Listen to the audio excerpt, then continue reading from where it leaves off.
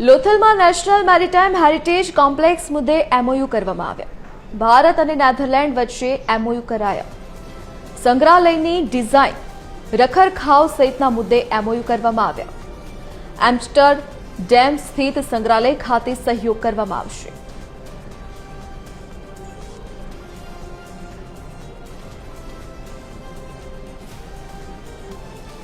વધુ વિગતો સાથે associate editor Sonal Anadkat phone line પર જોડાઈ ગયા છે. જી સોનલ, શું વિગત? જી, ગુજરાતમાં લોથલમાં જે નેશનલ મેરીટાઈમ હેરિટેજ કોમ્પ્લેક્સ એટલે કે NHMC જે આકાર લઈ રહ્યું છે તેના સંદર્ભમાં મહત્વપૂર્ણ એમઓયુ કરવામાં આવ્યા છે. મહત્વનું છે કે જે આ કોમ્પ્લેક્સ તૈયાર થવા જઈ રહ્યું છે તે ગુજરાતના વર્ષો જૂના, સદીઓ જૂનો જે ઐતિહાસિક દરિયાઈ વારસો છે તેને પ્રદર્શિત કરતું આ જે કોમ્પ્લેક્સ છે.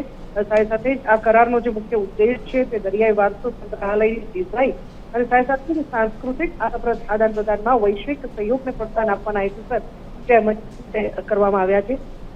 કેન્દ્ર સરકાર તરફથી આ જે એમઓયુ છે તે કરવામાં આવ્યા છે અને લગભગ 4700 કરોડના ખર્ચે જે આ સમગ્ર કોમ્પ્લેક્સ તૈયાર થઈ રહ્યું છે તેમાં હવે નેધરલેન્ડનો સહયોગ મળશે. નેધરલેન્ડ સાથે જે આ કરાર છે તે કરવામાં આવ્યા છે અને ખાસ કરીને નેધરલેન્ડમાં સ્થિત જે એમ્સ્ટરડેમમાં જે સંગ્રહાલય સ્થિત છે તે સંગ્રહાલયની ડિઝાઇન અને NHMCની ડિઝાઇનમાં જે સહયોગ પ્રાપ્ત થશે તેના કારણે એક વૈશ્વિક કક્ષાનું જે કોમ્પ્લેક્સ છે, હેરિટેજ કોમ્પ્લેક્સ તૈયાર થાય તે દિશામાં સરકારે આ એમઓયુ કરી હસ્તાક્ષર કર્યા છે.